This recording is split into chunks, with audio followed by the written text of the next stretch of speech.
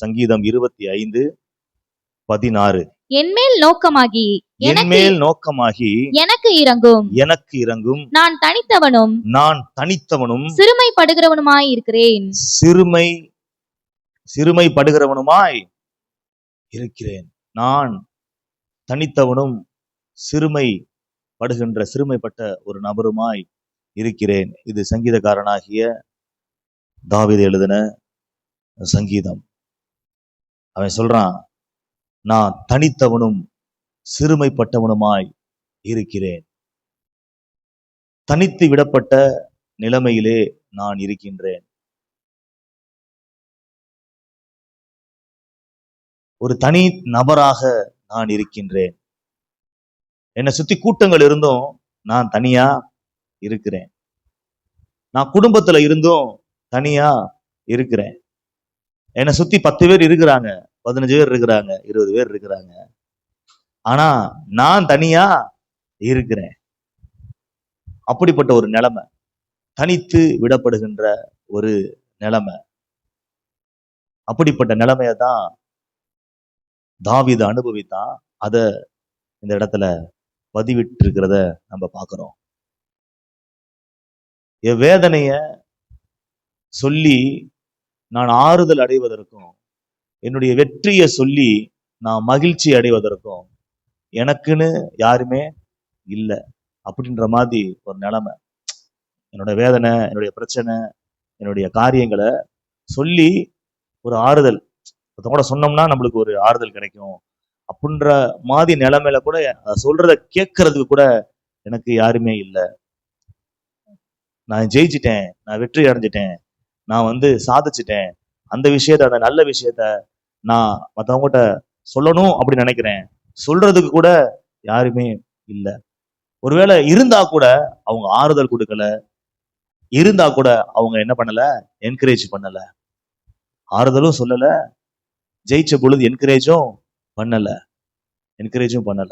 இதுதான் தனித்து விடப்பட்ட ஒரு நிலைமை. நான் தனித்தவனும் சிறுமைப்பட்டவனுமாய் இருக்கிறேன். பாருங்க, இப்படிப்பட்ட நிலைமையில மனிதர்கள் ஒரு சில நேரத்துல கடந்து போகக்கூடிய ஒரு நிலைமைகள் ஏற்படுகிறது. எல்லாரும் இருப்பாங்க, ஆனா நம்மளுக்குன்னு யாருமே இருக்க மாட்டாங்க. கூட்டம் இருக்கும், அந்த கூட்டத்துல உங்களுக்கென்று ஒரு நபர் கிடையாது. குடும்பத்துல இருப்பீங்க, உங்களுக்கென்று ஒரு நபர் கிடையாது. சபையில இருப்பீங்க, உங்களுக்கு ஆதரவா யாரும் இருக்க மாட்டாங்க. ஆனா எல்லாரும் இருப்பாங்க, ஆனா எனக்கென்று ஒரு நபர் இல்லை. நான் தனிமைப்படுத்தப்பட்டவனாக, தனித்து நிற்கின்றவனாக, ஒரு கேட்பதற்கு நாதியற்ற நிலைமையில இருக்கிறது போல ஒரு நிலைமை. பாருங்க, இது ரொம்ப மோசமான ஒரு நிலைமை. பாருங்க, ரொம்ப ஒரு வேதனைக்குரிய ஒரு நிலைமை. மனசு கஷ்டமா இருந்துச்சுன்னா யார்ட்டையாச்சும் நம்ம சொன்னா அந்த பாரம் என்ன பண்ணும், குறையும். அதை கேட்கறது கூட ஆள் இல்லை அப்படின்றப்ப அந்த பாரம் எப்படி குறையும்? இன்னும் பாரம் அதிகமா தான் ஆகும். ஒரு விஷயத்தை நீங்க சாதிச்சிட்டீங்க, வெற்றி அடைஞ்சிட்டீங்க, நீங்க ஜெயிச்சிட்டீங்க, ஏதோ ஒரு நன்மை உங்களுக்கு கிடைச்சிருச்சு, ஏதோ ஒரு ஆசீர்வாதம் நீங்க பெற்றுக்கொண்டுட்டீங்க. அந்த சந்தோஷமான விஷயத்த ஒரு ஆள்கிட்ட சொல்லணும் அப்படின்னு சொல்லி நீங்க ட்ரை பண்றீங்க, சொல்றது கூட யாருமே இல்லை. அப்படி இருந்தா கூட சொன்னா அவங்க கண்டுக்கிற மாட்டாங்க, சொன்னா என்ன பண்ண மாட்டாங்க, கண்டுக்கிற மாட்டாங்க, அசட்டை பண்றாங்க, அதை ஒரு அற்பமா பாக்குறாங்க, அதை ஒரு பெரிய விஷயமா பாக்குறது இல்லை. இதுக்கு பேர் தான் தனித்து விடப்படுகின்ற ஒரு நிலைமை. நான் தனித்தவனும் சிறுமைப்பட்டவனுமாய் இருக்கிறேன். என்னை மதிக்கிறதே இல்லை, என்னை கவனிக்கிறதே இல்லை, என்னை கண்டுக்கிறதே இல்லை, என்னை ஒரு பொருட்டாவே அவங்க பாக்குறதே இல்லை. அப்படிப்பட்ட ஒரு நிலைமை. எல்லாருமே இருக்கிறாங்க, ஆனா என்ன அவங்க ஒரு பொருட்டா நினைக்கல. அவங்களுக்குள்ள நான் இல்லை, அவங்க எண்ணத்துல நான் இல்லை, அவங்க இருதயத்துல நான் இல்லை, என்னை குறிச்சு அவங்க பெருசா பேசுறதும் கிடையாது. அப்படிப்பட்ட ஒரு நிலைமை, தனித்து விடப்படுகின்ற ஒரு நிலைமை. பாருங்க, ஒரு சரியான ஒரு அனுபவம். பாருங்க, இது ஒரு பயங்கரமான ஒரு வழி உள்ள அனுபவம். இது தாவீது கடந்து வந்த ஒரு அனுபவம். நிறைய பரிசுத்தவான்களும் இந்த அனுபவத்தை கடந்து வந்திருக்கிறாங்க. எடுத்து வாசிங்களேன், சங்கீதம் 102. 102:7 வாசிங்க. சங்கீதம் 102:7. நான் நித்திரை இல்லாமல் வீட்டின் மேல் தனித்திருக்கும் குருவியைப் போல் இருக்கிறேன். பாருங்க, நான் தூக்கம் இல்லாம வீட்டில தனித்திருக்கும் ஒரு குருவியை போல இருக்கிறேன். எப்படி இருக்கிறேன்? ஒரு குருவியை போல நான் தனித்து இருக்கிறேன். தனித்து இருக்கிறேன். நான் தனித்தவனும் சிறுமைப்பட்டவனுமாய் இருக்கிறேன். ஒரு வீட்டுல ஒரு குருவியை போல நான் தனித்து இருக்கிறேன். தனித்து இருக்கிறேன்.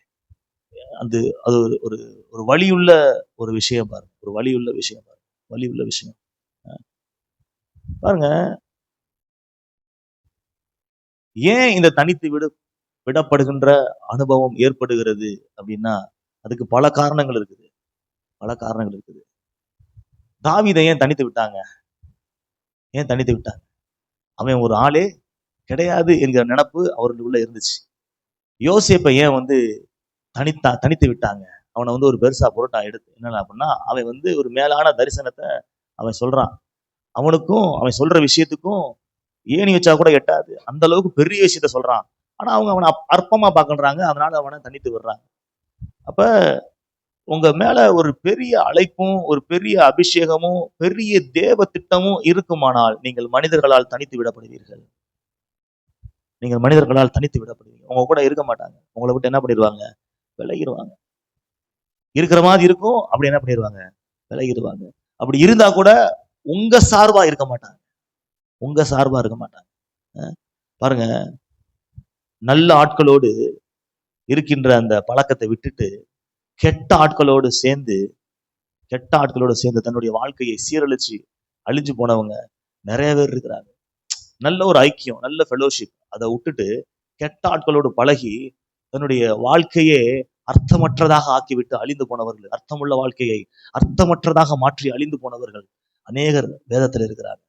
பாருங்க, ஒரு அருமையான ஒரு நபர் பாருங்க, அவருடைய முடிவு ரொம்ப மோசமா போச்சு. 2 சாமுவேல் 16ஆம் அதிகாரம் 2 சாமுவேல் 16ஆம் அதிகாரம் 23வது வசனத்தை வாசிங்க. அந்நாட்களில் அகித்தோப்பேல் சொல்லும் ஆலோசனை தேவனுடைய வாக்கை போல இருந்தது. அப்படி அகித்தோப்பேலின் ஆலோசனை எல்லாம் தாவீதுக்கும் இருந்தது, அப்சலோமுக்கும் அப்படியே இருந்தது. அகித்தோப்பேல் என்கிற ஒரு நபரை குறித்து இங்கே சொல்லப்பட்டிருக்கிறது. அவனுடைய ஆலோசனை எப்படிப்பட்டது அப்படின்னா, தேவனுடைய வாக்கை போல அது இருந்தது. அந்த அளவுக்கு ஞானமானதாகவும், அந்த அளவுக்கு ஒரு துரிதமானதாகவும், அந்த அளவுக்கு ரொம்ப ஷார்ப்பான, ரொம்ப கிளவரான ஆலோசனையை அவன் கொடுக்கிறவனா இருக்கிறான். அவன் யாருக்கு ஆலோசனைக்காரனா இருந்தான் அப்படின்னா, தாவீது ராஜாவுக்கு ஆலோசனைக்காரனாக இருந்தான். நல்ல ஒரு போஸ்டிங்ல இருந்தான். இப்ப என்ன ஆயிடுச்சு அப்படின்னா, அப்சலோம் என்ன பண்றான்? தாவீதோட ஸ்தானத்துக்கு வரணும் அப்படின்னு சொல்லிட்டு முயற்சி பண்ணி இப்ப இந்த அகித்தோப்பேலை தன்வசப்படுத்துகிறான். அவனை இழுத்துக்கிறான். இப்ப ஒரு சில ஆலோசனைகளை, துராலோசனைகளை அகித்தோப்பேல் என்ன பண்றான்? கொடுக்கிறான். இப்ப கர்த்தர் தாவீதுக்கு சார்பாக செயல்படுகின்றார். இப்ப அகித்தோப்பேலினுடைய ஆலோசனைகளை எல்லாம் கர்த்தர் அபத்தமாக்கி போடுகின்றார், இல்லாமல் போக பண்ணுகின்றார். இப்ப அவன் தனித்து விடப்படுகின்றான். நல்ல ஒரு இடத்துல இருந்தான், நல்ல ஒரு ஆட்களோட, நல்ல ஒரு அரண்மனையில, நல்ல ஒரு வாய்ப்புல இருந்தான். இப்ப ஏதோ ஒரு காரியத்திற்காக விளங்கி இப்ப தனித்து விடப்படுகிறான். தனித்து விடப்பட்டு என்ன ஆயிடுச்சு அப்படின்னா, கடைசியில் அவனுடைய முடிவு பாத்தீங்கன்னா, செத்து போயிட்டான். எப்படி செத்து போயிட்டான்னா, நாண்டு கொண்டு செத்து போனான். தூக்கு போட்டு செத்துட்டான். பாருங்க, தனிமை ஒரு மனிதனை கொண்டு விடும். தனிமை ஒரு மனிதனை கொன்றுவிடும். யூதாசுக்கும் அப்படித்தான். அவன் சீசர்களோடு சீசர்களா நல்லா இருந்தான். அவனுக்குள்ள சாத்தான் உள்ள புகுந்து அவன் என்ன பண்ணிட்டான்? வெளியில போய் இப்ப இயேசுவுக்கு விரோதமாக செயல்படுறான். இயேசுவை காட்டி கொடுக்கிறான். காட்டி கொடுத்துட்டு இப்ப அவனும் தனித்து விடப்படுகின்றான். ஒரு தனிமையின் ஒரு அனுபவம் அவனை அப்படியே ஆட்கொள்கிறது. தனிமையின் அந்த தாக்கம் அவனை அப்படியே நெருக்குது. அதன் விளைவாக அவன் என்ன பண்றான்னா, குற்ற உணர்வு உள்ளவனாகி அவனும் நாண்டு கொண்டு செத்து போய்விட்டான். அப்ப இந்த தனித்து விடப்படுகின்ற அனுபவம் ஒரு மனுஷன் என்ன பண்ணிடும்? கொண்டு விடும், கொன்றே விடும், கொலை செய்து விடும். அப்ப பாருங்க, அதனாலதான் கர்த்தர் மனுஷன் தனித்திருப்பது நல்லது அல்ல என்று கண்டார் அப்படின்னு சொல்லிட்டு வசனம் சொல்லுது. கர்த்தர் உலகத்துல எல்லா சிருஷ்டிகளையும் படைக்கிறாரு. ஒவ்வொரு சிருஷ்டிப்பையும் படைச்சிட்டு நல்லது என கண்டார், நல்லது என கண்டார், நல்லது என கண்டார் அப்படின்னு சொல்லிட்டு வசனம் வரும். ஆனா மனிதன் தனித்திருப்பதை பார்த்து அவர் சொல்றாரு, இது நல்லது கிடையாது. தனித்திருப்பது நல்லது கிடையாது. இவனுக்கு ஒரு ஏற்ற துணைய கொடுக்கணும் அப்படின்னு சொல்லி ஆண்டவர் சொல்லுகிறார். சொல்லி அவனுக்கு ஒரு ஏற்ற துணைய படைக்கிறார். சரி, இப்ப எல்லாரும் ஒரு சில நேரத்துல ஏதோ ஒரு சூழ்நிலையின் காரணமாக தனித்து விடப்படுகின்றோம். தாவீதுக்கு அப்படிதான் நடந்துச்சு. தாவீதுக்கு அப்படிதான் இருந்துச்சு. அவனுக்கு எத்தனை சகோதரர்கள் சொல்லுங்க? 7 சகோதரர்கள். அவன் 8வது நபர். அவன் தான் கடைக்குட்டி. 7 சகோதரர்கள். 7 சகோதரர்கள் அவன் கூட இருந்தாலும் அவன் தனித்து விடப்படுகின்றான். கூட பிறந்தவங்க அத்தனை பேர் இருக்கிறாங்க. ஆனா ஒரு ஆளு கூட தாவீதுக்கு சார்பா இல்ல. தாவீதை நேசிக்கிற ஒரு ஆளு கூட இல்ல. அவன் அவங்கள நேசிக்கிறான். நேசிக்கிறதுனாலதான் அப்பா சொல்றதை கேட்டு சாப்பாடெல்லாம் கொண்டு போய் கொடுக்குறான். ஆனா அவங்க யாருமே அவனை நேசிக்கவே இல்ல. திட்டுறானுங்க. நீ எதுக்கு இங்க வந்த? உன் துணிகரத்தையும் அகங்காரத்தையும் நான் அறிவேன். ஆடுகளை யார் வசம் விட்டுட்டு இங்க போற வேடிக்கை பாக்குறதுக்கு வந்த அப்படின்னு சொல்லி திட்டுறானுங்க. அன்பு செய்ய யாருமே இல்ல. 7 சகோதரர்கள் அவன் கூட இருந்தும் அவன் தனித்து விடப்படுகின்றான். பாருங்க, இந்த மாலை வேளை நான் சொல்றேன், உங்க கூட பிறந்தவங்க நிறைய பேர் உங்க கூட இருக்கலாம். ஆனா நீங்க தனித்து விடப்பட்டிருக்கலாம். அவர்களுடைய நேசம், பாசம் உங்களுக்கு கிடைக்காம போயிருக்கலாம். நீங்க அவங்கள நேசிக்கிறீங்க, உண்மையா தான் நேசிக்கிறீங்க, அன்பு செய்றீங்க. ஆனா உங்களை அவங்க நேசிக்கவே இல்லை. அது ஒரு வலிய, ஒரு வேதனையை கொடுக்கும். ஒரு தனித்து விடப்படுகின்ற ஒரு அனுபவத்தை கொடுக்கும் பாருங்க. ரொம்ப வேதனைக்குரிய ஒரு காரியமா இருக்கும் பாருங்க. யோசேப்புக்கும் அதே போலதானே? அப்படிதானே? யோசேப்புக்கும் அதே போலதான்.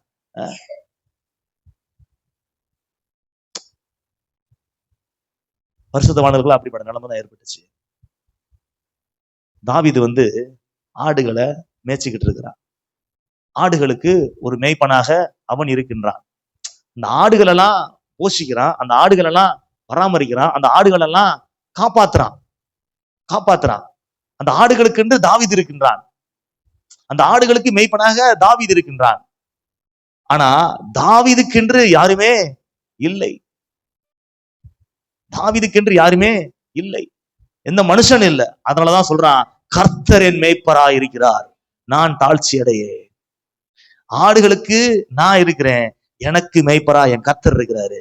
ஆடுகளுக்கு மேய்ப்பனாக நான் இருக்கிறேன், எனக்கு மேய்ப்பனாக என் கர்த்தர் இருக்கின்றார். எனக்கு மேய்ப்பராக என் கர்த்தர் இருக்கின்றார்.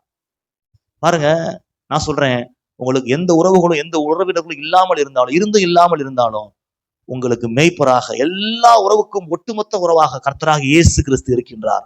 அவர் அன்பு இருக்குது. அவர் அன்பு இருக்குது. ஒரு தனித்து விடப்பட்ட ஒரு நிலைமை, ஒரு தனிமையா இருக்கிறது போல ஒரு ஃபீலிங். பாருங்க,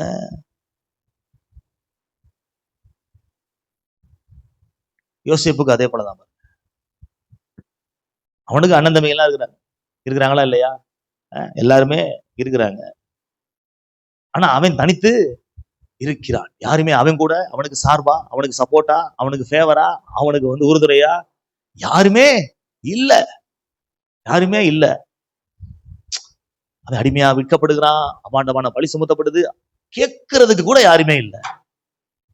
என்ன அப்பாவையை போட்டு இப்படி பேசிக்கிட்டு இருக்கிறீங்க, அவன் ஒரு குற்றமும் செய்யல, அவன் மேல இப்படி அபாண்டமா பழி சுமத்துறீங்களே அப்படின்னு சொல்லிட்டு கேட்கறதுக்கு யாருமே, கூட பிறந்தவங்களும் இல்ல, கூட வேலை பார்க்கறவங்களும் இல்ல. அவன் தலைமையில ஒரு சில வேலையாட்கள் இருந்திருப்பாங்க, அவங்க கூட அவனுக்கு சப்போர்ட்டா இல்ல. நமக்கு எதுக்குடா வம்பு, நம்ம என்ன பண்ணிடலாம், ஒதுங்கி நின்று வேடிக்கை பார்ப்போம். அப்படிதான் எல்லாருமே இருந்தாங்க. இன்னைக்கு அப்படிதான் எல்லாரும் இருக்கிறாங்க. கவனிங்க. ஆனா வசனம் சொல்லுது, யோசேப்பு சிறைச்சாலையில இருந்தான், யோசேப்போட கர்த்தர் இருந்தார். யோசேப்போட கர்த்தர் இருந்தார். தனித்து விடவே இல்லை. மனிதர்களால் நீங்கள் தனித்து விடப்பட்டாலும் கர்த்தர் உங்களை தனியாக இருக்க விடவே மாட்டார். நான் உன்னை விட்டு விலகுவதும் இல்லை, உன்னை கைவிடுவதும் இல்லை என்று கர்த்தர் சொல்லி இருக்கிறார். பாருங்க, ஒரு வசனம், அருமையான வசனம். இன்னைக்கு மத்தியானம் அப்படியே நான் இந்த வார்த்தையில் ஆண்டவர் எனக்கு கொடுத்தார். ஒரு வசனமா காமிச்சார். ஒரு மெசேஜை ரெடி பண்ணிட்டேன். கலாத்தியர் 4ஆம் அதிகாரம் 15வது வசனம். கலாத்தியர் 4ஆம் அதிகாரம் 15வது வசனம். அப்பொழுது நீங்கள் கொண்டிருந்த ஆனந்த பாக்கியம் எங்கே? அப்பொழுது நீங்கள் கொண்டிருந்த ஆனந்த பாக்கியம் எங்கே? உங்கள் கண்களை பிடுங்கி எனக்கு கொடுக்க கூடுமானால் அப்படியும் செய்திருப்பீர்கள் என்று உங்களுக்கு சாட்சியா இருக்கிறேன். பாருங்க, பவுலுடைய விசுவாசிகள், பவுல் மூலியமாக ரட்சிக்கப்பட்டவர்கள், பவுல் மூலியமாக பலனை அடைந்தவர்கள் எப்படிப்பட்ட ஒரு பாசம் கொண்டவர்களாக இருந்திருக்கிறாங்க பாருங்க. என்ன சொல்றாங்க எப்படின்னா, உங்க கண்ணை கேட்டா கூட நீங்க என்ன பண்ணிருப்பீங்க, எனக்காக பிடுங்கி கொடுத்திருப்பீங்க. அப்படி அதுக்கு நானே சாட்சியா சொல்றேன் அப்படின்னு சொல்றான். பாருங்க, அப்படிப்பட்ட ஜனமா இருக்கிறாங்க. அவங்க கூட அவ்வளவு பேர் இருந்தாங்க. இப்ப பவுலுக்குன்னு ஒரு பிரச்சனை. பவுல் வந்து ஒரு இடத்துல உத்தரவு சொல்லும்படியாக ஒரு அதிகாரியின் மத்தியிலே அதிகாரியினுடைய முன்னிலையில் நிற்கும் பொழுது, எடுத்து வாசிங்களேன். நிற்கும் பொழுது 2 தீமோத்தேயு 4ஆம் அதிகாரம் 16, 17 படிச்சு பாத்தீங்கன்னா, நான் முதல் விசை உத்தரவு சொல்ல நிற்கையில் ஒருவனும் என்னோடு கூட நிற்கவில்லை, எல்லோரும் என்னை கைவிட்டார்கள். கண்ணை பிடிங்கி கேட்டா கூட கொடுக்கிற நிலைமையில இருந்தவங்க, இப்ப அப்படின்ற அன்புல இருந்தவனுங்க, இப்ப பிரச்சனைன்னு வரும்போது என்ன பண்றானுங்க? ஒருத்தன் கூட நிக்க மாட்டான். எல்லாம் என்ன பண்ணிடுறான்? ஓடி ஒளிஞ்சிடறானு. யாருமே இல்ல. வசனம் சொல்லுது, ஒருத்தன் கூட நிக்கல, எல்லாரும் என்ன கைவிட்டாங்க, அந்த குற்றம் அவர்கள் மேல் சுமராதிருப்பதாக. ஆனா வசனம் சொல்லுது, கர்த்தரோ எனக்கு துணையாக நின்றார். கரங்களை தட்டி கர்த்தரை மகிமைப்படுத்துவோம். பவுல் மூலமாக நன்மை பெற்றவங்க யாருமே பவுலுக்கு துணையா நிக்கல, கர்த்தர் துணையாக நின்றார். கர்த்தர் பவுலை தனித்து விடவே இல்லை. நான் சொல்றேன், இந்த மாலை வேளையில கர்த்தர் உங்களுக்கு துணையாக நிற்கின்றார். உங்கள் மூலமாக நன்மையை பெற்றவர்கள் உங்களுக்கு சப்போர்ட்டா வராவிட்டாலும், உங்களுக்கு துணையாக இல்லாவிட்டாலும், கர்த்தர் உங்களுக்கு துணையாக சப்போர்ட்டாக என்னைக்குமே இருக்கின்றவராகவே இருக்கின்றார். பாருங்க, சாலமோன் ராஜா, இந்த சாலமோன் ராஜாவுக்கு எல்லாமே இருக்குது, எல்லா ஆசீர்வாதமும் இருக்குது, எல்லாமே இருக்குது. பாருங்க, அவன் வந்து பலதார மனம் பண்றான். பல மனைவிகளை அவன் திருமணம் செய்கின்றான். ஆனாலும் அவன் வந்து தனித்து விடப்படுகின்றான். பாருங்க, எடுத்து வாசிங்களேன். நீதிமொழிகள் 21ஆம் அதிகாரம் 19வது வசனம். நீதிமொழிகள் 21ஆம் அதிகாரம் 19வது வசனம். சண்டைக்காரியும் கோபக்காரியுமான ஸ்திரீயுடன் குடியிருப்பதை பார்க்கிலும் வனாந்தரத்தில் குடியிருப்பது நலம். பாருங்க, அவன் என்ன சொல்றான்? சண்டைக்காரியும் கோபக்காரியுமான ஒரு ஸ்திரீயினிடத்துல குடியிருப்பதை பார்க்கிலும் வனாந்தரத்துல, பாருங்க, அவ்வளவு பெரிய ராஜா, அவ்வளவு ஆஸ்தி, அவ்வளவு ஐஸ்வர்யம், அவ்வளவு வளமை, அவ்வளவு செழுமை எல்லாமே இருக்குது. ஆனா எல்லாம் இருக்குது, அவ்வளவு மனைவிகளும் இருக்குது. ஆனா தனித்து விடப்படுகின்றான். நான் வனாந்தரத்துல போய் வாழ்ந்துட வேண்டாம் அப்படின்றான். பாருங்க, எல்லாமே இருந்தாலும் எல்லா ஆசீர்வாதத்தையும் பெற்றுக்கொள்ள முடியாது. ஒரு சில நேரத்துல தனித்து விடப்படுகின்ற நிலைமை உண்டாகும். அவன் சொல்றான், பிரசங்கி 1ஆம் அதிகாரம் 14வது வசனத்துல, சூரியனுக்கு கீழே செய்யப்படுகின்ற காரியங்கள் எல்லாம் கவனித்து பார்த்தேன், இதோ எல்லா மாயையும் மனதுக்கு சஞ்சலமா இருக்குது. எல்லாமே மாயை, எல்லாமே சஞ்சலம்ன்றான்.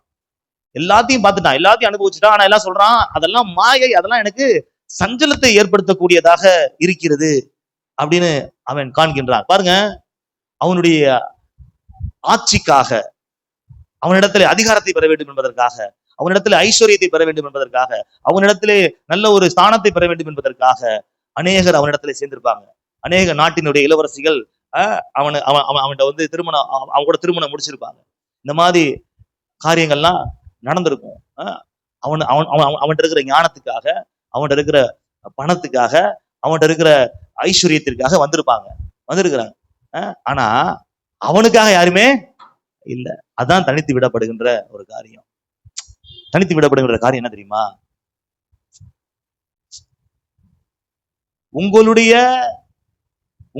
உங்கள் மூலமாக வரக்கூடிய நன்மைகள் அவர்களுக்கு தேவை. உங்கள் மூலமாக வரக்கூடிய ஆசீர்வாதங்கள் அவர்களுக்கு தேவை. உங்கள் மூலமாக வருகின்ற டெலிவரன்ஸ், ஹீலிங் அவர்களுக்கு தேவை. உங்கள் மூலமாக வருகின்ற ஒரு சில நற்காரியங்கள் அவர்களுக்கு தேவை. ஆனால் நீங்கள் அவர்களுக்கு தேவையில்லை. Use and throw. என்னது, கருவேப்பிலையை பார்த்துருக்கீங்களா? ஒரு சில பேர் கருவேப்பிலை சாப்பிடுவோம், சில பேர் கருவேப்பிலை என்ன பண்ண மாட்டோம், சாப்பிட மாட்டோம். இந்த கருவேப்பிலை மேல பரிதாபப்பட்டு நான் கருவேப்பிலை சாப்பிடுவேன். ஏன்னா அதை வச்சு தான் என்ன பண்றாங்க, தாளிக்கிறாங்க. அந்த பிளேவர் இறங்கின தூக்கி போட்டுறாங்க. ஓ, வெளியில போ, அவ்வளவுதான், முடிஞ்சிச்சு. யூஸ் அண்ட் த்ரோ கப்பு மாதிரி யூஸ் பண்ணிட்டு தூக்கி எரிஞ்சிருது. அப்படிதான் எல்லாமே அவனுக்கு இருக்குது. ஆனா அவன் தனித்து விடப்படுகின்றவனாக காணப்படுகின்றான். பாருங்க, ஒரு குரங்கு ஒரு மரத்துல உட்கார்ந்து இருக்குது. அந்த மரத்துல வந்து நிறைய பழங்கள் இருக்குது. இப்ப அந்த குரங்கை பாக்குறதுக்கு நிறைய ஜனங்கள் வர்றாங்க. அந்த குரங்கு கூட நல்லா என்ன பண்றாங்க, விளையாடுறாங்க, பேசுறாங்க. அந்த குரங்குக்கு பிடிச்சதுன்னா வாங்கிட்டு வந்து கொடுக்குறாங்க. இந்த குரங்கு என்ன பண்ணுதுன்னா, பழங்களை பிடுங்கி ஜனங்களுக்கு என்ன பண்ணுது, கொடுக்குது. ஜனங்கள்லாம் என்ன பண்றாங்க, பழங்களை வாங்கிட்டு போய்கிட்டே இருக்கிறாங்க.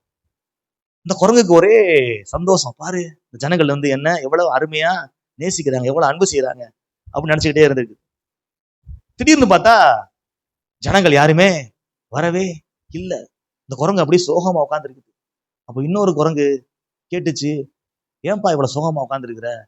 இல்ல, என்னை பாக்குறதுக்கு யாருமே வரவே இல்லை, இது வரைக்கும் வந்துகிட்டு இருந்தாங்க ஜனங்கள்லாம், இப்போ யாருமே வரவே இல்லை அப்படின்னு சொன்னதுக்கு அந்த குரங்கு சொல்லிச்சான், அட முட்டாளே, உன்னை பாக்குறதுக்கா இத்தனை ஜனங்களும் வந்தாங்கன்னு நினைச்சுக்கிட்டு இருந்த? இல்ல, உன்கிட்ட இருக்கிற பழங்களை வாங்குறதுக்கு வந்துகிட்டு இருந்தாங்க. நீ என்னமோ நினைச்சுக்கிட்டு இருக்க, உன்னை பாக்குறதுக்கு, உன்னை அன்பு செய்யறதுக்கு, உன்னை நேசிக்கிறதுக்கு வந்தாங்க நினைச்சுக்கிட்டு இருக்க. இல்ல, உன்கிட்ட இருக்கிற அந்த மரத்துல இருக்கிற பழங்களை வாங்குறதுக்கு வந்தாங்க. இப்ப பழம் காய்க்கின்ற சீசன் முடிஞ்சு போச்சு. சீசன் முடிஞ்சு போல விட்டுட்டு போயிட்டாங்க. பழம் காய்க்கின்ற அந்த சீசன் முடிஞ்சிருச்சு. அதனால சீசன் முடிஞ்சதுனால உன்னை யாருமே இப்ப வர்றதில்லை. இப்படிதான் இன்னைக்கு மனிதர்கள் இருக்கிறாங்க பாரு. அவங்களுக்கு உங்கள் மூலமாக வருகின்ற நன்மைகள் தேவை, உங்கள் மூலமாக வருகின்ற ஆசீர்வாதங்கள் தேவை, உங்கள் மூலமாக வருகின்ற நல்ல நல்ல வாய்ப்புகளும் சந்தர்ப்பங்களும் அவர்களுக்கு தேவை. ஆனால் நீங்கள் அவர்களுக்கு தேவையில்லை. நீங்கள் அவர்களுக்கு தேவையில்லை. ஒரு இடத்துல, ஒரு சீசன்ல ஒரு காரியம் உங்க மூலமா கிடைச்சிருச்சா, அதுக்கப்புறம் அவ்வளவுதான், முடிஞ்சு போச்சு. நம்ம என்ன நினைச்சிருவோம்னா, எல்லாரையுமே நம்மளை நேசிக்கிறாங்க போல, நம்மளை அன்பு செய்யறாங்க போல அப்படின்னு நினைப்போம். ஆனா ஏமாந்துருவோம். நிறைய நேரத்துல என்ன பண்ணிடுவோம்? ஏமாந்துருவோம். தனித்து விடப்பட்டவர்களை போல நாம் மாறிவிடுவோம். பாருங்க, ஊழியத்துல நிறைய நான் பார்த்துட்டேன். கர்நாடகால ஒரு வீட்டுல வந்து லாக்டவுன் சமயத்துல ஜெப கூட்டம் நடத்திக்கிட்டு இருக்கோம். நிறைய ஜனங்கள் கூடுவாங்க. கூடும்போது அப்போ வந்து அந்த லாக்டவுன் சமயத்துல ஒருத்தர் வீடு கட்ட ஆரம்பிக்கிறாரு. பெரிய வீடு கட்டுறாரு. அப்போ வந்து லோன் வரல, நிறைய பணம் தட்டுப்பாடுகள்லாம் இருக்குது. அப்போ எங்களை ஜெபிக்க சொன்னார். பாஸ்டர், நீங்க என்ன பண்ணுங்க, ஜெபிங்க. இந்த வீடு கட்டுறதுக்கு முடியவே முடியாத ஒரு சூழ்நிலையா இருக்குது. ஒருவேளை அந்த வீடு நல்லபடியா கட்டி முடிஞ்சிருச்சு அப்படின்னா, காமிக்கிறாரு ஒரு ஹால். இந்த ஹால் என்ன பண்றேன், உங்களுக்கு நானு கொடுக்குறேன். இங்க நீங்க என்ன பண்ணுங்க, ஆராதனை நடத்துங்க. நான் சொன்னேன், நான் இங்க இருப்பேன் சொல்ல முடியாது, நான் வெளியூருக்கு போனாலும் போயிருவேன் அப்படின்னு. நீங்க ஒரு பிரேயர் சென்டரா இங்க வச்சு நடத்துங்க. நீங்க வந்துட்டு போறப்பெல்லாம் நடத்துங்க. ஒரு ஆராதனை சென்டரா இருந்துட்டு போட்டோம். நான் டெடிகேட் பண்றேன், நான் ஒப்பு கொடுக்குறேன், நான் உடன்படிக்கை பண்றேன் அப்படிலாம் சொன்ன மனுஷன். அவருக்காக நம்ம என்ன பண்றோம், பிரயாசப்பட்டு இடத்துல போய் ஜோம் பண்ணி நானே மனைவி கடைசி வீடுகள்லாம் கட்டி முடிச்சாச்சு. ஸ்தோத்திர கூட்டத்தை கூட கூப்பிடவே இல்லை. ஸ்தோத்திர கூட்டத்தை கூட கூப்பிடவே இல்லை. என்னன்னா, எங்கள் மூலமாக ஏறெடுக்கப்படுகின்ற ஜபங்கள் அவர்களுக்கு தேவை, நாங்கள் அவர்களுக்கு தேவையில்லை. என் மனைவிக்கு பல பேத்த பார்த்தாச்சு. அதனால நாங்க யாரையும் ஈஸியா நம்புறது இல்லை. பாருங்க, ஒரு பெண்ணுக்கெல்லாம் சரியான ஒரு பிசாசு பிடிச்சிருந்துச்சு. எங்க போனாலும் சரியாகல, எங்கெங்கயோ போய் ஒண்ணுமே ஆகல. கடைசியில அது சாக போகுது அப்படின்ற மாதிரி நிலைமை வந்துருச்சு. அது தனியா இருக்கப்ப என்ன பண்ணணும்னா, அது பாட்டுக்கு மண்ணெண்ணெய் ஊத்திக்கிறோம், அது பாட்டுக்கு தூக்குல தொங்க போயிடும். இந்த மாதிரி காரியங்கள்லாம் செய்ய ஆரம்பிக்கும். அப்படிப்பட்ட ஒரு இது கொள்றதுக்குன்னே வந்த ஒரு ஆவி, ஒரே சபையோட ஆவி. பாருங்க, நானும் மனைவியும் போய் அவங்களுக்காக ஒரு வாரமா ஜெபம் பண்ணி விடுதலைக்காக போராடி ஜெபிச்சு கம்ப்ளீட்டா பூரணமா விடுதலை அடைஞ்சிட்டாங்க. விடுதலை அடைஞ்ச பிறகு அப்படியே கதறி காலில் விழுந்து அழுதாங்க. ஐயோ, இந்த மாதிரி எங்களுக்கு கிடையாது அப்படி எப்படின்னாங்க. நாங்களும் அப்படி நம்பிட்டோம். சூப்பரா பாடுறா, சரி நம்ம ஆண்டவர் மேல எங்களை நினைச்சுக்காதீங்க, ஏசப்பா தான் உங்களுக்கு அற்புதம் செஞ்சாரு, நீங்க என்ன பண்ணுங்க, சர்ச்சுக்கு வாங்க, சபைக்கு வாங்க, கண்டிப்பா வந்துருவோம். அது எப்படி நாங்க வரோம், குடும்பமே ஒப்பு கொடுத்தாங்க. என் மகளை காப்பாத்திட்டீங்க, என் ஒய்ஃபை காப்பாத்திட்டீங்க, என் மருமகளை காப்பாத்திட்டீங்க. ஐயோ ஏன் கேக்குறீங்க? நம்ம அப்படி என்ன பண்ணிட்டோம், உருகிட்டோம். பார்த்தா ஒரே ஒரு வாரம் சர்ச்சுக்கு வந்தாங்க நினைக்கிறேன். அப்படித்தானே, ஒரு வாரம் வந்தானுங்க. அதுக்கப்புறம் அப்படியே டிஸ்டன்ஸ் மெயின்டைன் பண்ணானுங்க. அதுக்கப்புறம் பார்த்தா சிரிப்பாங்க, அதுக்கப்புறம் பார்த்தா அப்படி விலகி போனாங்க, அதுக்கப்புறம் பார்த்தா கண்டுக்கிறாமலே போயிட்டாங்க. என்ன சொல்ல வரேன், இப்படிதான் மனுஷங்க இருக்கிறாங்க. எனக்கும் தெரியும், உங்களுக்கு தெரியும், இப்படிதான் இருக்கிறாங்க. நம்ம மூலமா வருகின்ற நன்மைகள் அவர்களுக்கு தேவை, ஆனால் நாம் அவர்களுக்கு தேவை இல்லை. பாருங்க, இந்த தனித்து விடப்படுகின்ற அந்த நிலைமையில, தனித்து விடப்படுகின்ற அந்த நேரத்துல தேவனோடு நாம் சரியான ஐக்கியம் கொள்ளாமல் இருந்தோமே என்றால், யூதாசை போல, அகித்தோப்பேலை போல ஒரு முடிவு வந்துவிடும். எச்சரிக்கைக்கு தான் நான் சொல்றேன். ஒரு சில நேரத்துல ஒரு நம்மளுக்கு யாருமே இல்லையே, நம்மளுக்கு யாருமே ஆதரவா இல்லையே, நம்மளுக்கு யாருமே சப்போர்ட்டா இல்லையே, நம்ம அப்படியே நீங்க நினைச்சுக்கிட்டே நீங்க அப்படி இருந்தீங்கன்னா உங்களுக்கு எதிர்மறையான எண்ணங்கள் வர ஆரம்பிக்கும். ஒரு சில பேர் தவறான முடிவுக்கு போயிருவாங்க, ஒரு சில பேர் தவறான பழக்கத்துக்கு போயிருவாங்க. ரெண்டுமே நடக்கும். தவறான முடிவுக்கு போயிருவாங்க, ஒரு சில பேர் தவறான பழக்கத்துக்கு போயிருவாங்க. திடீர்னு ட்ரக்ஸ் யூஸ் பண்ண ஆரம்பிச்சிருவான், திடீர்னு குடிக்க ஆரம்பிச்சிருவான், திடீர்னு ஏதாச்சும் கெட்ட விஷயத்துல ஈடுபட ஆரம்பிச்சிருவான். ஏன் அப்படின்னா, தனிமையை போக்குவதற்கு அவன் ஒரு சில முயற்சிகளை எடுக்கின்றான். ஒரு சமயம் மரணத்துக்கு நேரா போயிடுறான், வாழ்வு முடிக்கலாம்னு சொல்லிட்டு. இன்னொரு ஆட்கள் என்ன பண்றாங்கன்னா கொஞ்சம் கொஞ்சமா அழிக்கிறதுக்கான அந்த வழிமுறைகளுக்கு நேராக வந்து விடுகிறார்கள். தனிமை தனிமை தனிமை என்கிற அந்த உணர்வு. அதனால அந்த சமயத்துல கர்த்தர் என் பட்சத்திலே இருக்கின்றார், கர்த்தர் என் சார்பாக இருக்கின்றார், கர்த்தர் என் கூடவே இருக்கின்றார் என்கிற அந்த நம்பிக்கையிலே நீங்கள் உறுதியாக நிற்க வேண்டும். யாரு இருந்தாலும் இல்லாவிட்டாலும் கர்த்தர் என் கூட இருக்கிறாரு. பாருங்க, சங்கீதக்காரனாகிய தாவீது சொல்றான், சங்கீதம் 139 7 8 ஆகிய வசனங்கள்ல, உம்முடைய ஆவிக்கு மறைவாக எங்கே போவேன், உம்முடைய சமூகத்தை விட்டு எங்கே ஓடுவேன், நான் வானத்திற்கு ஏறினாலும் நீர் அங்கே இருக்கிறீர், நான் பாதாளத்தில் படுக்கை போட்டாலும் நீர் அங்கேயும். எங்க போனாலும் நீங்க இருக்கிறீங்க ஆண்டவரே, நான் எங்க போனாலும் நீங்க இல்லாம இல்ல. இந்த நம்பிக்கை உங்களுக்கு வரணும். நான் எங்க போனாலும் எந்த நிலைமையில இருந்தாலும் என் கூட கர்த்தர் இருக்கிறாரு, கர்த்தர் இருக்கிறாரு என்கிற அந்த நம்பிக்கையும் அந்த விசுவாசமும் உங்களுக்குள்ள இருந்துச்சுன்னா அந்த தனிமை என்கிற உணர்வு உங்களுக்குள்ள வரவே வராது. பாருங்க, அந்த தனிமையா இருக்க நேரத்துல என்னென்ன பாதிப்புகள் ஏற்படும் அப்படின்னா, நீதிமொழிகள் 12ஆம் அதிகாரம் 25வது வசனத்தை வாசிங்க. மனுஷனுடைய இருதயத்தில் உள்ள கவலை அதை ஒடுக்கும், நல்வார்த்தையோ அதை மகிழ்ச்சியாக்கும். மனுஷனுடைய இருதயத்தில் உள்ள கவலை அதை ஒடுக்கும், நல்வார்த்தையோ அதை மகிழ்ச்சியாக்கும். நல்வார்த்தைனா என்னதுங்க சொல்லுங்க? நல்வார்த்தை என்றால் தேவனுடைய வார்த்தை. யோசுவா 21ஆம் அதிகாரம் 45வது வசனத்துல வசனம் சொல்லுது, கர்த்தர் இஸ்ரவேல் குடும்பத்தாருக்கு சொல்லி இருந்த நல்வார்த்தைகளை எல்லாம் ஒரு வார்த்தையும் தவறி போகவில்லை, எல்லாமே நிறைவேறிற்று.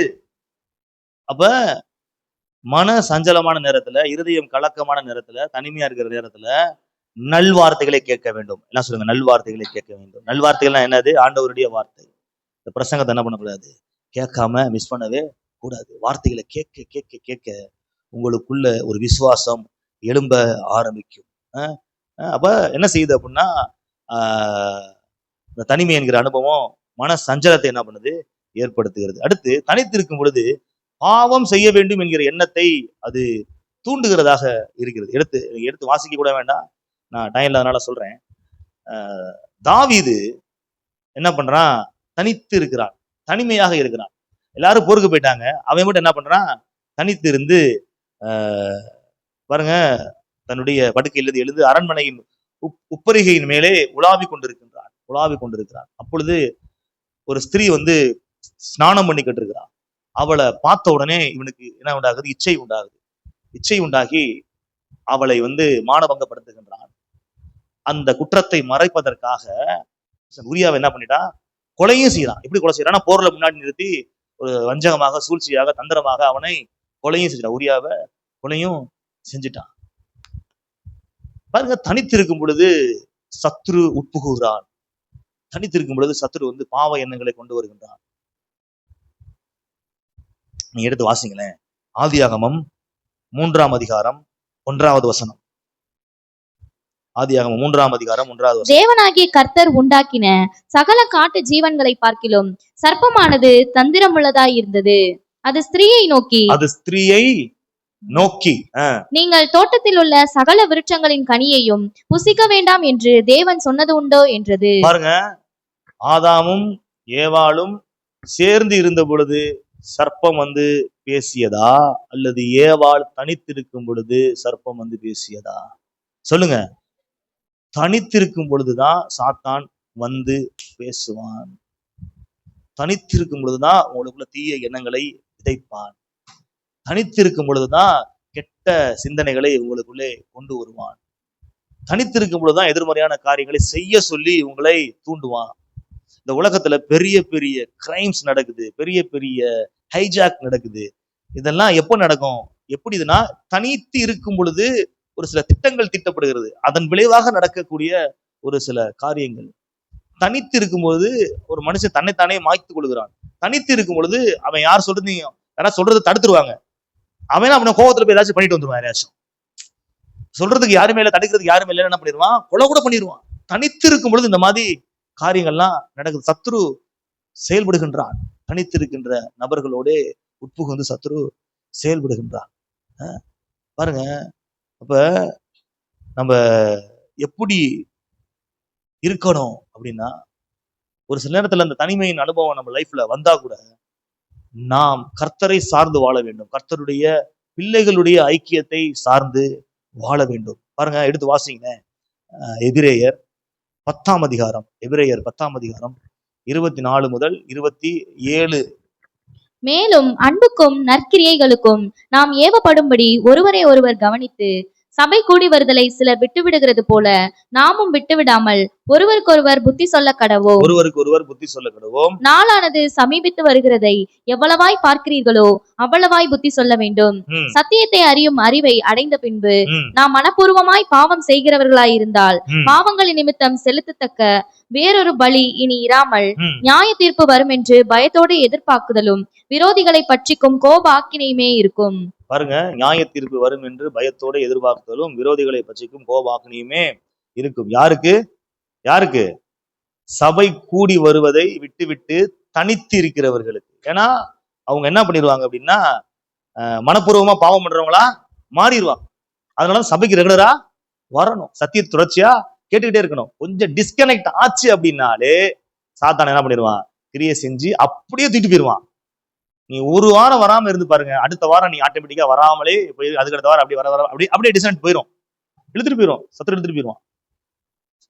ஏன்னா வசனம் அப்படிதான் சொல்லுது. அப்ப தனித்து இருக்கும் பொழுது மனப்பூர்வமாக பாவம் செய்ய வேண்டும் என்கிற எண்ணத்தை பிசாசை கொண்டு வருவான். ஆனா சபைக்கு வரும் பொழுது, சத்தியத்தை கேட்கும் பொழுது, ஐயோ இந்த பாவத்தை நம்ம பண்ணிடக்கூடாதுடா அப்படின்ற ஒரு எச்சரிப்பு உண்டாகும். ஆனா அதை கேட்காமலே நீங்க இருக்கும் பொழுது செய்வோம், எல்லாரும் செய்யறது தானே அப்படின்ற மாதிரி ஒரு நிலைமை வந்துடும். அதனாலதான் சபை கூடி வருவதை விட்டு விடக்கூடாது என்று வேதம் சொல்கிறது. அப்ப தனித்திருக்கும் பொழுது மனப்பூர்வமாய் பாவம் செய்யக்கூடிய ஒரு நிலைமை ஒரு மனுஷனுக்கு ஏற்பட்டு விடுகிறது. அப்ப ரொம்ப முக்கியமா இருக்கு. என்ன முக்கியம்? சபை கூடி வருவது ரொம்ப முக்கியம். அதனாலதான் சபையில எல்லா காரியங்களையும் நம்ம முழுமையாக பங்கு கொள்ள வேண்டும். தனிமையாக இருக்கிறவர்களுக்கு கர்த்தரே துணையாக இருக்கிறார். தனிமையா இருக்கிறவர்களுக்கு வீடு வாசலை ஏற்படுத்தி தருகின்றவர் அப்படின்னு சொல்லிட்டு வசனம் சொல்லுது. தனிமையா இருக்கிறவர்களுக்கு என்ன ஏற்படுத்தி கொடுக்குறாரா? வீடு வாசல்களை ஏற்படுத்தி கொடுக்குற. எத்தனை பேர் விசுவாசிக்கிறீங்க? கர்த்தர் எனக்கு வீடு வாசல் ஏற்படுத்தி கொடுப்பாரு. வீடு வாசல் ஏற்படுத்தி கொடுப்பார். அப்ப ஒரு சில தனிமை நம்மளை சிந்திக்க வைக்கும், இன்னும் ஆண்டவருடைய சமூகத்துல அதிகமா சேர வைக்கும். ஒரு சில தனிமை நம்மளை செயல்படாம வச்சு நம்மளை ஆண்டவருடைய சமூகத்தை விட்டு தூரமும் கொண்டு போயிடும். தனிமைன்றது ரொம்ப ரொம்ப கையாளுற விதம் ரொம்ப கேர்ஃபுல்லா இருக்கும். அப்படியே தன்னை அப்படியே ஒதுக்கிறோம்.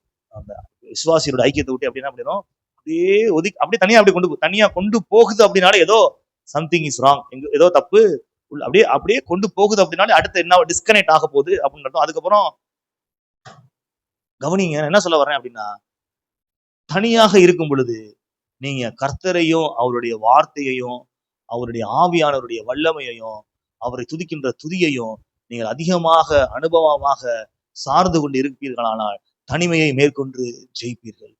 தனிமைனா நான் தனியா இருக்கிறேன், உண்டியா இருக்கிறேன், அது கிடையாது. மனதனவுல தனிமை. உங்களை சுத்தி ஆள் இருந்தாலும் உங்களுக்கு யாருமே ஆதரவு இல்லாம இருக்கிறாங்க பார்த்தீங்களா, அதுக்கு பேர் தனிமை.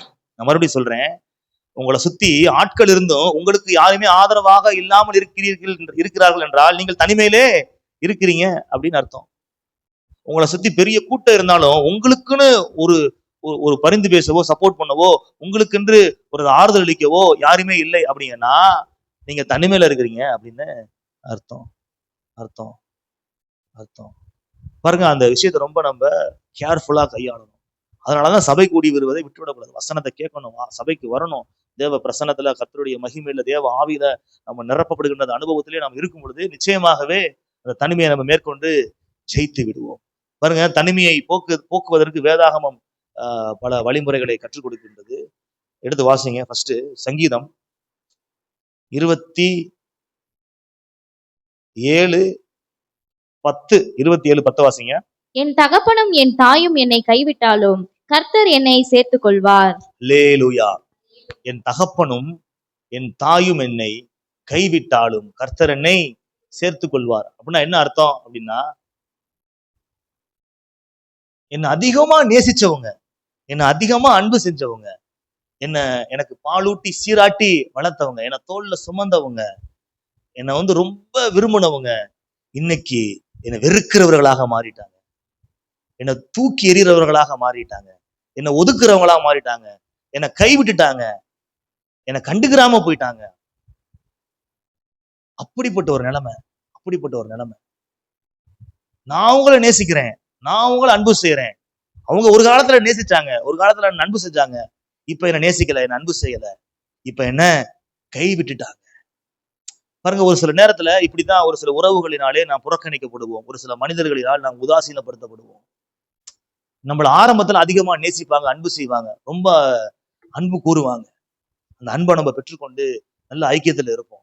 திடீர்னு என்ன ஆகும் ஏதாகும்னு தெரியாது, ஏதோ நடந்து, ஏதோ ஒரு இது நடந்து முழுமையா நம்மளுக்கு எதிரியாவே மாறிடுவாங்க, முழுமையா நம்மளை பகைக்கிறவர்களாகவே மாறிடுவாங்க, முழுமையான சத்ருவாவே மாறிடுவாங்க. ஆனா நம்ம மனநிலை எப்படி இருக்கும்னா, அப்ப இருந்த மனநிலை தான், அந்த நேசிக்கிற மனநிலை தான் அப்படியே இருக்கும். நம்மளுக்கு ஒரு ஏமாற்றத்தை ஏற்படுத்தும், நம்மளுக்கு ஒரு வலி, அது அவங்களுக்கு வலியா இருக்காது, அது அது அது வலியை அவங்களுக்கு கொடுக்காது.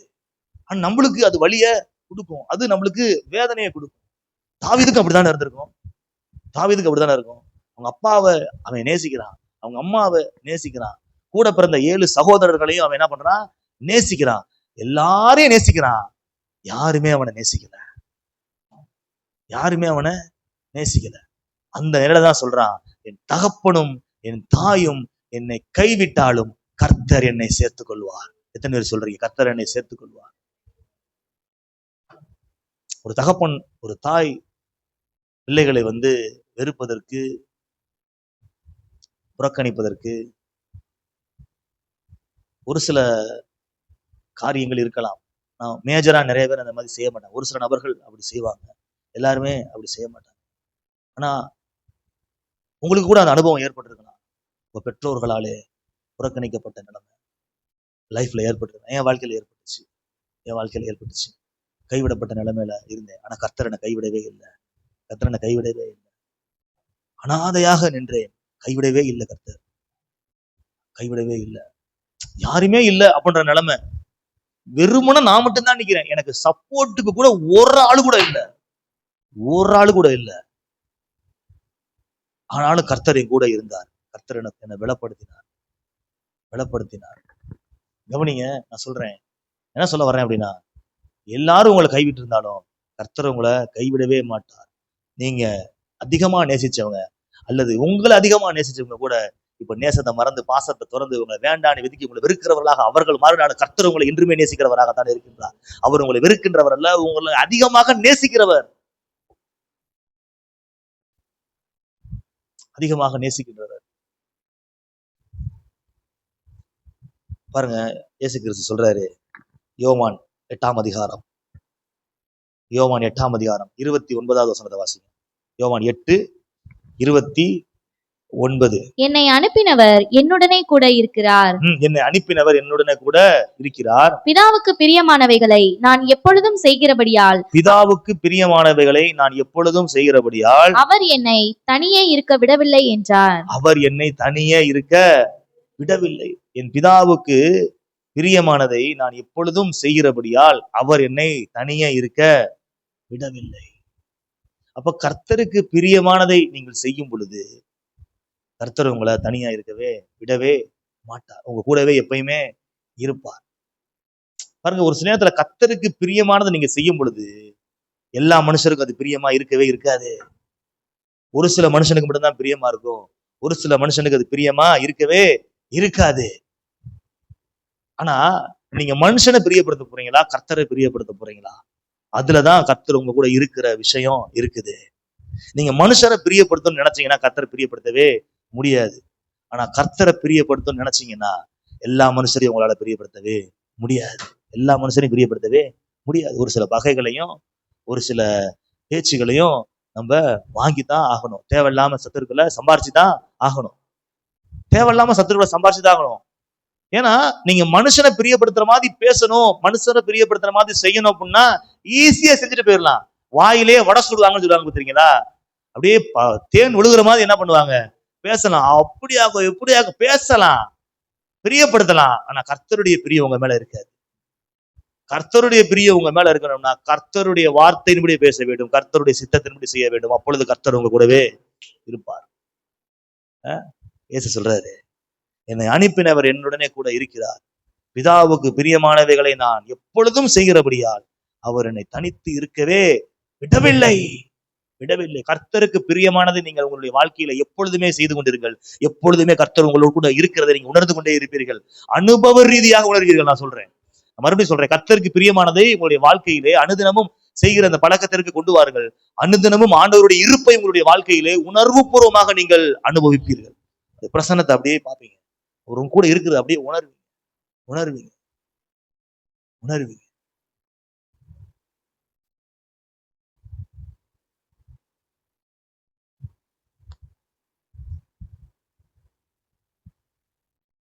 ஜான் அனாசிகே அப்படின்னு ஒரு தேவ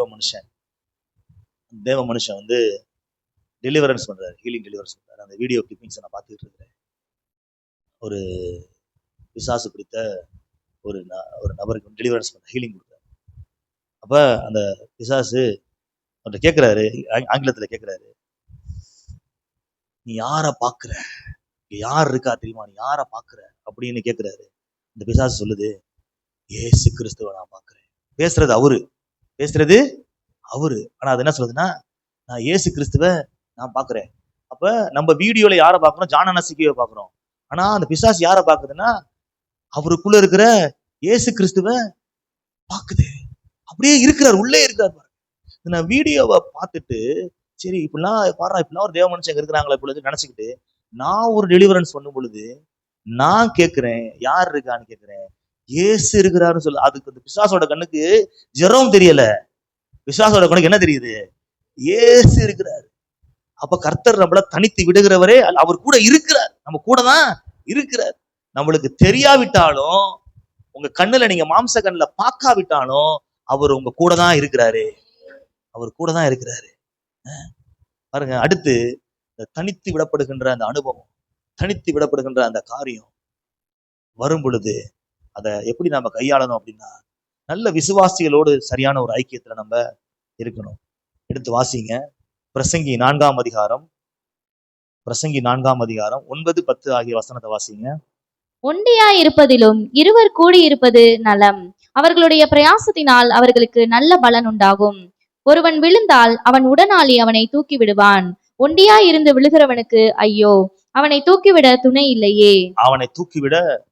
இல்லையே. அப்ப ஒண்டியாய் இருப்பதை வேதம் ஆதரிக்கிறதா அப்படின்னு கேட்டா ஆதரிக்கவில்லை, எதிர்க்கிறது. அப்ப ஒண்டியா இருக்காம என்ன செய்யணும் அப்படின்னா, நல்ல விசுவாசிகளோடு என்ன செய்யணும், ஐக்கியத்துல இருக்கணும். வசனம் சொல்லுது, அப்போஸ்தலர் 2ஆம் அதிகாரம் 42வது வசனத்துல, அவர்கள் அப்போஸ்தலருடைய உபதேசத்திலும் அந்யோன்யத்திலும் அப்பம் பிட்குதலிலும் ஜபத்திலும் உறுதியாய் தரித்திருந்தார்கள். உபதேசத்துல மாத்திரம் கிடையாது, அந்த உபதேசிக்கப்படுகின்ற அந்த சபையில் இருக்கக்கூடிய விசுவாசிகளோடு ஒரு என்ன இருந்துச்சு, அந்யோன்யம், ஐக்கியம், ஒரு ஐக்கியம். இன்னைக்கு நம்ம சபைகளுக்குள்ளே இருக்கின்ற, நம்ம சபையில இருக்கக்கூடிய விசுவாசிகளோடு உங்களுக்கு ஐக்கியமும் அந்யோன்யமும் இருக்கிறதா, அல்லது வெளியிலே இருக்கக்கூடிய மற்ற ஜனங்களோடு ஐக்கியமும் அந்யோன்யமும் இருக்கிறதா? அதை வைத்துத்தான் கர்த்தருடைய இருப்பை உங்களால என்ன பண்ண முடியும், உணர முடியும். இந்த தனிமையை உங்களால ஜெயிக்க முடியும். அப்ப வசனம் தெளிவா சொல்லுது, அப்போஸ்தலருடைய உபதேசத்திலும் அந்யோன்யத்திலும். இன்னொரு வசனம் எடுத்து வாசிங்க, கலாத்தியர் 6ஆம் அதிகாரம் 2வது வசனத்தை வாசிங்க. கலாத்தியர் 6:2. ஒருவர் பாரத்தை ஒருவர் சுமந்து இப்படியே கிறிஸ்துவினுடைய பிரமாணத்தை நிறைவேற்றுங்கள். அல்லேலூயா. ஒருவர் பாரத்தை ஒருவர் சுமந்து இப்படியே கிறிஸ்துவினுடைய பிரமாணத்தை நிறைவேற்றுங்கள். அப்ப ஒரு நபர் வந்து கஷ்டப்படுறாங்க, ஒரு நபர் வந்து அதிகமா பாரமா இருக்கிறாங்க, அவங்க ரொம்ப கஷ்டத்துல வியாகுலத்துல இருக்கிறாங்க அப்படின்றது தெரிஞ்சிச்சு அப்படின்னா, அவங்கள தனியா நம்ம என்ன பண்ணக்கூடாது, அப்படியே விட்டுறக்கூடாது. அவர்களுக்காக நாம் ஆண்டவரிடத்திலே ஜெபிக்க வேண்டும். அவர்களிடத்திலே பரிவாய் பேசி, அன்பாய் பேசி, அவர்களுடைய பாரத்தை நாம் என்னன்னு கேட்டு விசாரிச்சு அவர்களுக்கு ஆறுதல் செய்ய வேண்டும். அவர்களுக்கு முடிந்தால் உதவியும் செய்ய வேண்டும். இப்படி செய்து கிறிஸ்துவனுடைய பிரமாணத்தை நிறைவேற்று. இது என்னது, கிறிஸ்துவனுடைய பிரமாணம். ஏன்னா அவர் உங்களுடைய பாரத்தெல்லாம் சுமந்தாரு, உங்களுடைய பாவத்தை சுமந்தாரு, உங்களுடைய சாபத்தை சுமந்தாரு, உங்களுடைய வியாதியை சுமந்தாரு, உங்களுடைய அடிமைத்தன நுகத்தை அவர் கல்வாரி சிலுவையிலே சுமந்து தீர்த்தாரு. அதே போல சபைக்குள்ளே இருக்கின்ற நேசிக்கப்படுகின்ற அல்லது பாரத்திலே கஷ்டத்துல இருக்கக்கூடிய ஒரு சில நபர்களை நீங்க விசாரிச்சு அவங்களுடைய பாரத்தை என்ன பண்ணணும், சுமந்து கொள்ள வேண்டும் என்று கர்த்தர் சொல்லுகின்றார். அப்ப தனிமை என்கிற அந்த அந்த அந்த அந்த அந்த உணர்வு, தனிமை என்கிற அந்த வழி ஒரு மனுஷன் என்ன பண்ணாது, தாக்குதல் படுத்தாது. தாக்குதல் படுத்தாது. அடுத்து தனிமையா இருக்கும் பொழுது, தனிமை அனுபவம், தனிமையா இருக்கிறேன் அப்படின்ற ஒரு ஃபீலிங் எனக்குள்ள இருக்குது அப்படின்னா, அதை மேற்கொள்வதற்கு நீங்க என்ன செய்யணும் அப்படின்னா, முதல்ல சொன்னேன், கர்த்தரோட சரியான ஐக்கியத்துல இருக்கணும், நல்ல விசுவாசிகளோட ஐக்கியத்துல இருக்கணும். அடுத்து மற்றவர்களுக்கு உதவி செய்கின்ற அந்த நிலைமைக்கு நீங்க போகணும். அப்படி நீங்க போனீங்கன்னா உங்களுக்குள்ள அந்த லோன்லினஸ் என்ன பண்ணாது, இருக்காது. தனிமை என்கிற உணர்வு இருக்கவே இருக்காது. மற்றவர்களுக்கு உதவி செய்யும், உதவி செய்கிறவர்களாக நீங்க மாறணும். நான் என்னத்த வாழ்ந்துக்கிட்டு, எனக்கெல்லாம் ஒன்றும் கிடையாது, நான் யாருக்காக வாழணும், எதுக்காக வாழணும் அப்படின்ற எண்ணம். நீங்க மற்றவங்களுக்காக வாழ்ந்து பாருங்க, நீங்க ஆண்டவருக்காக வாழ்ந்து பாருங்க, அந்த வாழ்க்கை பூரணப்பட ஆரம்பிக்கும். அந்த வாழ்க்கை வேல்யூவான ஒரு வாழ்க்கையா இருக்கும். அந்த வாழ்க்கை ஒரு அர்த்தமுள்ள வாழ்க்கையா இருக்கும். வேதத்துல படிச்சு பாத்தீங்கன்னா, நகோமி என்கிற ஒரு ஸ்திரியை குறித்து நீங்க படிச்சு பார்த்திருப்பீங்க. நகோமி கணவனும் இறந்துட்டான், பிள்ளைகளும் குமாரர்களும் இறந்துட்டாங்க, தனித்து இருக்கிறாள். என் வாழ்க்கையே சஞ்சலமா போச்சு, துக்கமா போச்சு அப்படின்ற நிலைமையில அவ இருக்கிறா.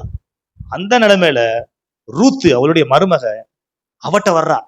உம்முடைய தேவன் என்னுடைய தேவன், உம்முடைய ஜனம் என்னுடைய ஜனம் சொல்லிட்டு அவ நகோமி கூட சேர்றா.